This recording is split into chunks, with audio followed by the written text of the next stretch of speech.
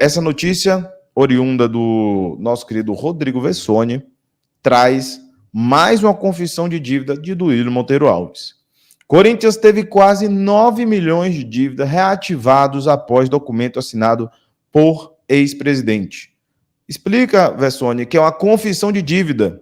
Reativados não. O Corinthians teve uma confissão de dívida e vamos entender mais ou menos nesses termos.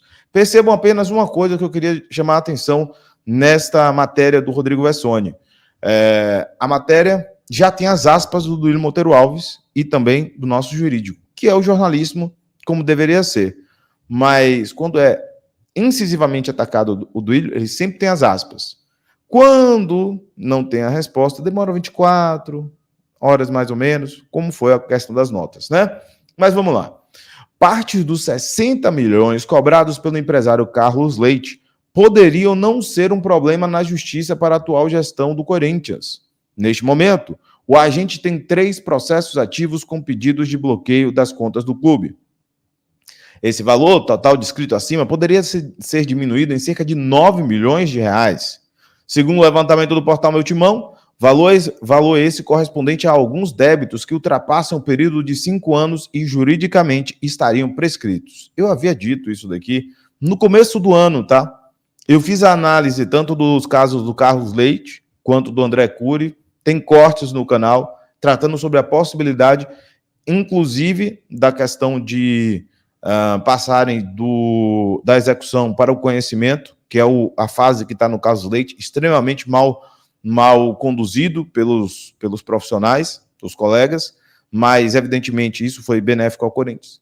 Mas, no geral, isso daqui está na ciência e foi entregue agora 9 meses depois pelo site Meu Timão. 9 meses depois.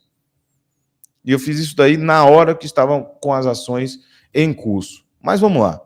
Os mesmos, porém, acabaram sendo reativados judicialmente, não, por um instrumento de inovação. Não foram reativados judicialmente, tá?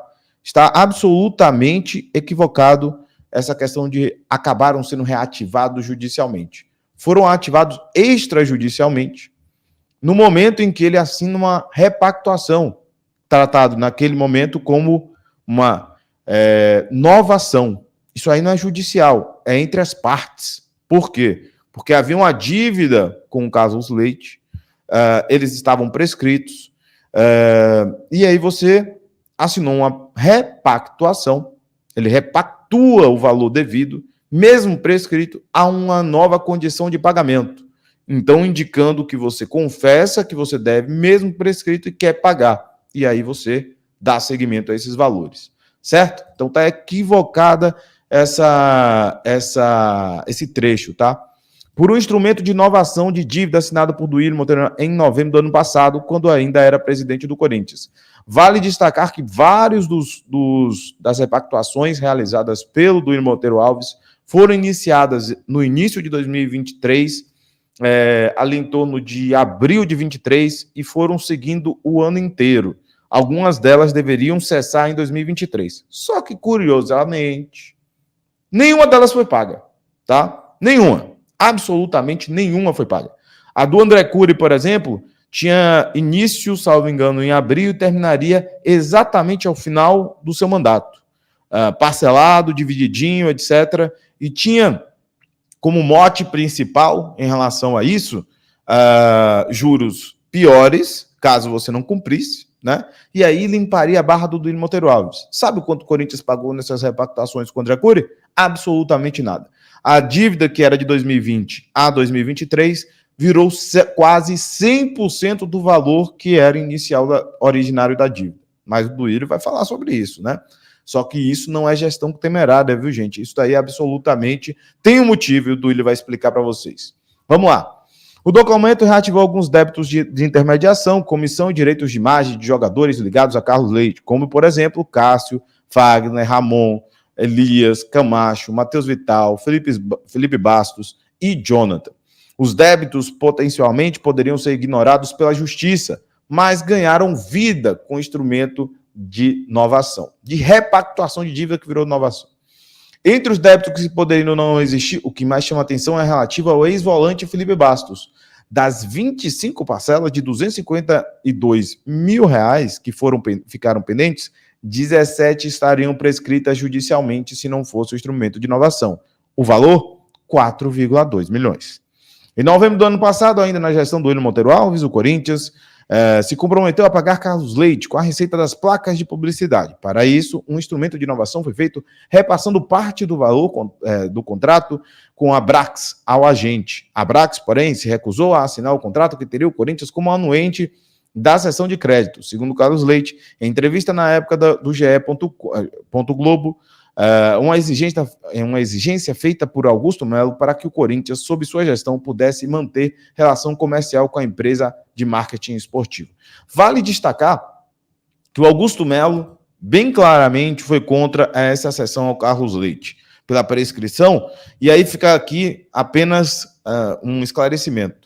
O Corinthians, com o Duílio Monteiro Alves, um cara absolutamente incapaz e incompetente, como sempre na Renovação e Transparência, que se dizia absolutamente profissional, por isso que estão pedindo impeachment por conta de gestão, ele teria a receber em torno de 200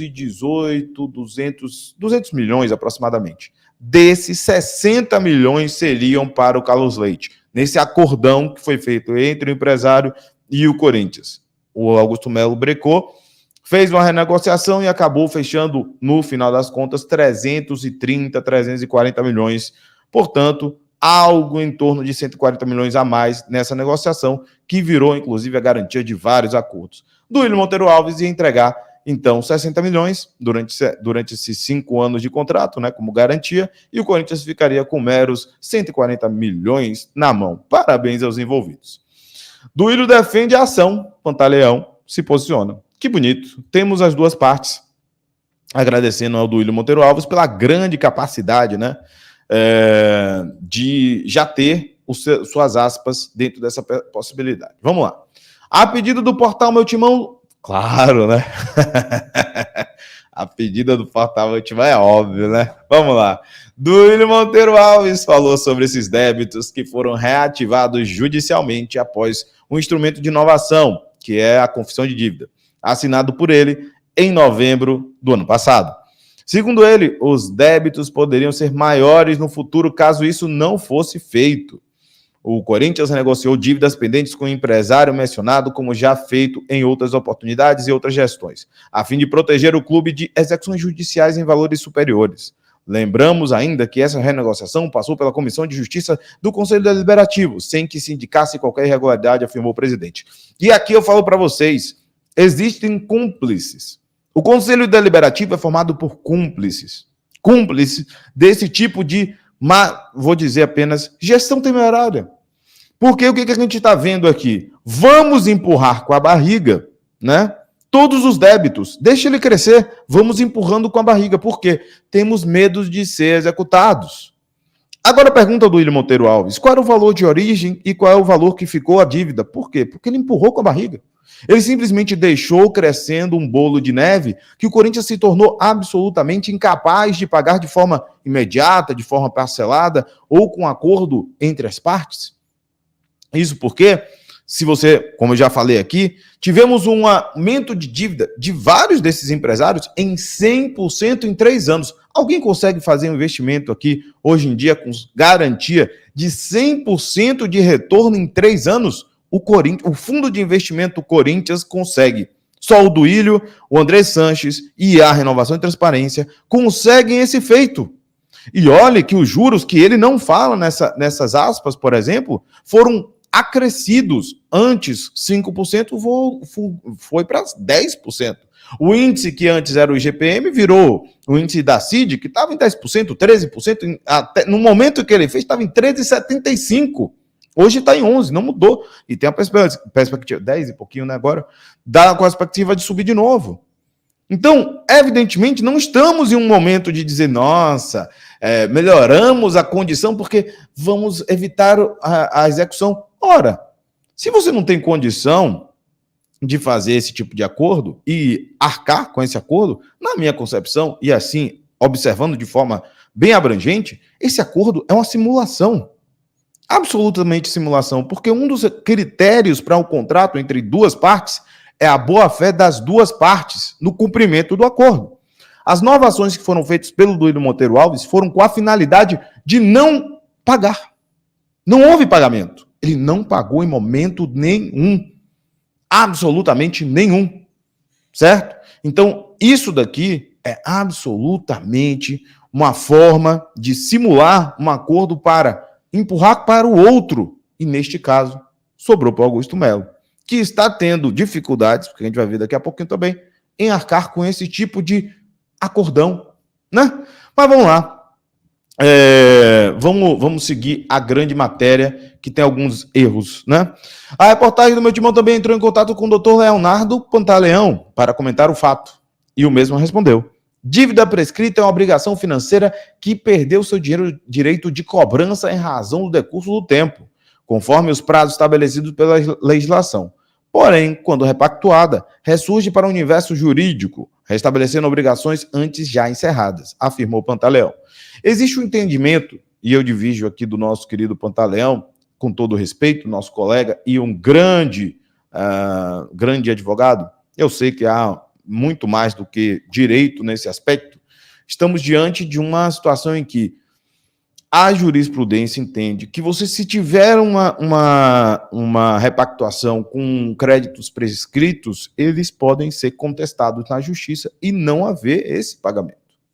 Claro, estamos falando de uma situação que estamos lidando com empresários do futebol e que eles têm interesses na questão de negociações com seus jogadores, entre outras coisas. Então, não envolve apenas o direito e a jurisprudência. Existe a questão política e diplomática. Aqui ele fala que as obrigações prescritas não vão gerar novas cobranças, mas quando você faz uma repactuação, e aqui tratado pela matéria como nova ação apenas, não como confissão de dívida, que é a realidade da repactuação, voltam a ser ativas, e aí estão em discussão na nossa jurisprudência. Então,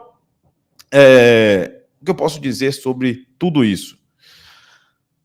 Demorou, né, meu timão? Eu falei isso já no começo do ano. Eu tratei sobre isso no começo do ano. E é indefensável. Indefensável a origem, porque se você for olhar a origem do crédito, é indefensável. Se você olhar a mobilização para repactuação, é indefensável. Os juros ativos, indefensáveis. A falta de pagamento e boa-fé, indefensável. Ao conselho, que é cúmplice nessa sangria que existe dentro do Corinthians, indefensável. Vamos ver quem são aqueles que estão dando aval a esse tipo de contratação, a esse tipo de repactuação. Busquem os nomes. Todo mundo quer se eximir de uma responsabilidade que é também de vocês. Por isso que está todo mundo aqui. Não vamos ver o passado. O passado que nos levou até esse momento, 2 bilhões de dívidas, a culpa é de vocês também, o Conselho Deliberativo.